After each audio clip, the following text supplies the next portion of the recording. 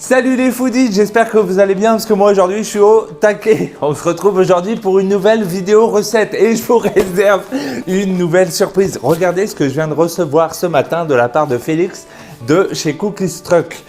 Nouveaux emporte-pièces à découvrir et tout de suite ensemble. Oh, toujours les belles petites pochettes qui sont à l'intérieur.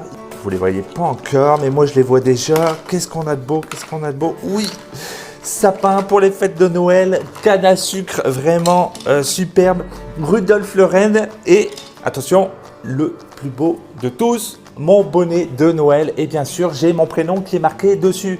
Pourquoi? Parce que les emporte-pièces de chez Cookies Truck sont 100% personnalisables. Vous êtes capable de leur demander tout ce que vous voulez. Je pense que Félix va vous le réaliser sans problème. Alors là, la nouvelle collection est vraiment superbe. Qu'est-ce qu'on va faire avec? Eh bien, on va faire une délicieuse couronne des temps des fêtes au pain d'épices avec nos emporte-pièces. On va tout de suite passer à la recette.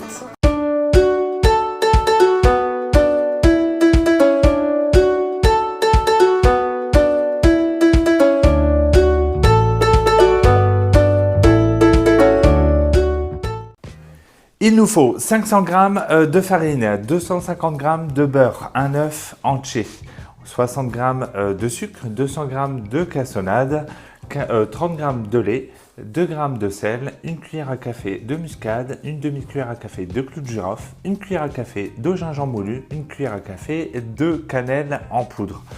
Il nous faudra aussi pour le glaçage royal 200 g de sucre à glacer, un blanc d'œuf et le jus d'un demi-citron. On va tout de suite passer à la première étape de notre recette. Pour commencer, on retire le couvercle avec notre gobelet doseur. J'incorpore la farine dans le bol de mon Thermomix, le beurre, la cassonade, le sucre. Je vais rajouter tous les épices ainsi que le sel. Donc la muscade, le sel fin, le clou de girofle, le gingembre moulu, la cannelle, ça sent déjà bon Noël, des épices. Je remets le couvercle avec le gobelet doseur. Je vais programmer 30 secondes et là on va venir aller sur la vitesse 5. C'est pour venir brasser tout l'ensemble. Une fois que c'est terminé, on va venir rajouter l'œuf entier, également le lait et je vais venir aller chercher la fonction pétrin et on va le programmer 2 minutes. Le pétrissage est terminé, donc on retire le couvercle. Là, on va venir renverser notre pâte ici sur notre comptoir ou sur notre planche. Donc on s'aide de la petite molette pour venir renverser le tout. Et qu'est-ce qu'on vient faire? On va venir amalgamer correctement toute notre pâte. Je peux vous dire ici que ça sent bon. Les épices, hop, pour bien faire et pour que ça soit plus simple, je la sépare en deux. Vous voyez, j'obtiens des belles boules qui sentent bon les épices. Et une fois que ça c'est fait, qu'est-ce qu'on vient faire? On va venir salon râper notre pâte ou mettre du film alimentaire dessus. On les emballe bien. On va les faire partir au réfrigérateur. Il faut compter au moins une demi-heure pour dire de bien les laisser refroidir. Comme ça, ça va être plus pratique pour étaler notre pâte et elle ne va pas être du tout friable. Donc ça, on les fait partir au réfrigérateur et pendant ce temps-là, on va préparer, c'est notre glaçage royal. Alors, je retire mon couvercle, mon gobelet doseur. Je vais venir incorporer mon sucre à glacer.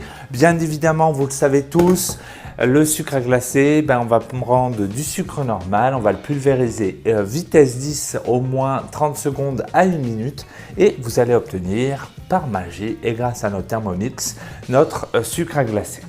Je rajoute le blanc d'œuf et je vais venir rajouter quelques gouttes de jus de citron. Je dis bien quelques gouttes, mettez pas le jus de citron en entier. Pourquoi? Parce que sinon vous allez apporter trop d'humidité dans votre glaçage royal et il ne va pas bien sécher par la suite. Je remets mon couvercle, mon gobelet doseur et je vais venir programmer 30 secondes. Et pour ce qui est de la vitesse, je vais aller sur la vitesse 6. C'est terminé. On retire le couvercle avec notre gobelet doseur et voilà le résultat de notre glaçage royal. Alors, qu'est-ce qu'on fait? On prend notre spatule. On va bien évidemment aller chercher correctement tout ce qui se trouve sur les bords. Et on vient récupérer notre glaçage.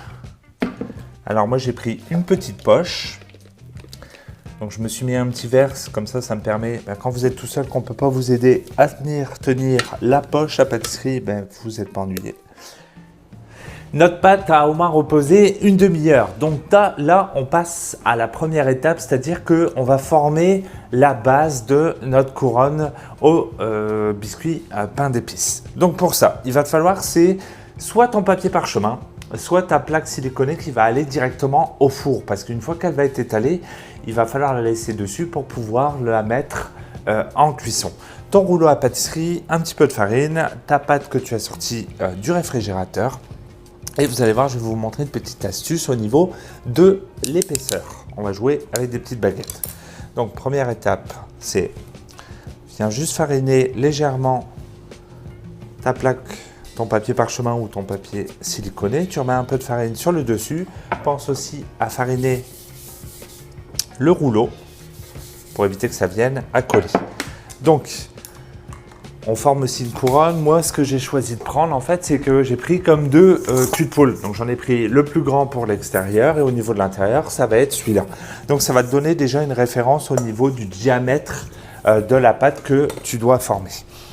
Alors, la petite astuce pour les baguettes, c'est pour avoir une superficie en fait, de ta pâte qui va être complètement uniforme. Donc, je les ai mis aux extrémités. Mon rouleau à pâtisserie, ce qui est bien, c'est que c'est un rouleau à pâtisserie qui est plat. Donc, au moins, je vais avoir une pâte qui va avoir la même épaisseur de partout. Parce que des fois, les rouleaux à pâtisserie qui ont des rebords sur les côtés, ils bougent et puis ça ne vous donne pas une épaisseur qui soit égale. Donc, une fois que ça c'est fait, hop, j'appuie légèrement pour venir aplatir ma pâte, légèrement d'un côté. Ce que je peux faire, c'est que, hop, on inverse les baguettes de l'autre côté et j'étale de la même façon.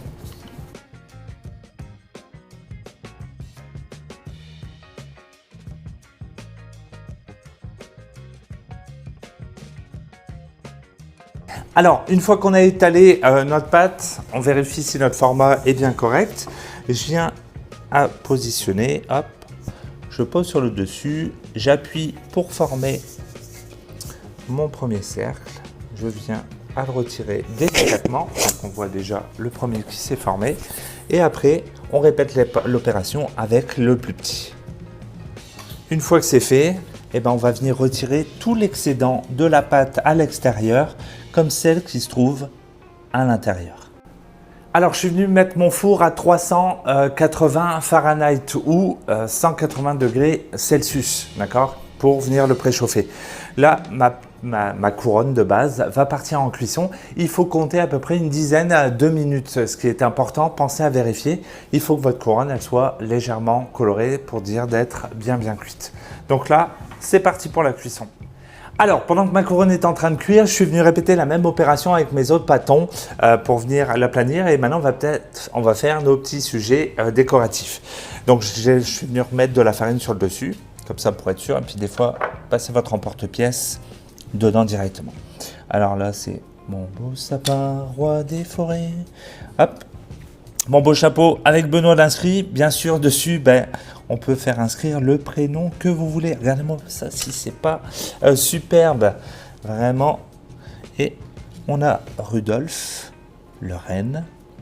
Regardez-moi ça. Je crois que celui-là, c'est mon préféré, si c'est pas superbe. Alors, on répète l'opération plusieurs fois. Plus vous en aurez, mieux ça sera. Et après, on les part en cuisson. Comptez à peu près entre 10 à 15 minutes, toujours 380 Fahrenheit ou 180 degrés Celsius. Après, on va passer à l'étape de la décoration. Une fois la cuisson de vos sujets décoratifs et de la couronne terminée, on les dispose sur une grille pour bien les laisser refroidir. Ça, c'est vraiment important. armé de votre poche à douille avec votre glaçage royal. Si jamais vous voyez que votre glaçage royal est un peu trop dur, il va être dur à être utilisé, on le passe quelques 10 à 15 secondes au micro-ondes, comme ça vous allez avoir beaucoup plus de facilité. Maintenant, on passe à l'étape de la décoration. Alors là, c'est vraiment libre d'inspiration, au goût des enfants, des parents, et vous venez décorer chacun des sujets. Alors une fois que vous avez décoré pas mal de vos ornements, maintenant on passe à l'étape où on va venir le fixer sur notre couronne. Donc le point important, c'est que toujours pareil, si jamais c'est pas assez malléable, vous venez à le réchauffer et mettez comme un gros point de colle et vous venez le poser dessus, et en refroidissant, ça va venir se figer. On répète l'opération sur chacun pour venir décorer sa couronne, puis moi je vais vous montrer le résultat final. Et voilà le résultat final de notre couronne festive du temps des fêtes avec nos beaux emporte-pièces de Cookies Truck. Vous voyez ça? C'est pas magnifique? C'est vraiment superbe. Avant bien sûr de la bouger, faites bien attention que tout soit bien refroidi et que chacun de vos sujets soit bien fixé. Alors voilà, moi j'espère que la vidéo vous a plu. Bien évidemment, petite annonce pour vous dire qu'avec le code rabais Mes Ateliers Cuisine, vous aurez le droit à un 10% sur tout le site de Cookies Truck pour vous offrir l'emporte-pièce de votre choix, même plusieurs, n'hésitez pas. Et bien évidemment, c'est pour partout dans le monde aussi. Donc j'espère que cette vidéo vous a plu. N'hésitez pas à partager les photos si vous avez refait la couronne festive à la maison, parce qu'on fera peut-être un tirage au sort à la clé avec toutes les photos qui nous sera envoyées. Partagez, faites péter les pouces bleus. Moi je vous dis à bientôt pour une prochaine vidéo recette.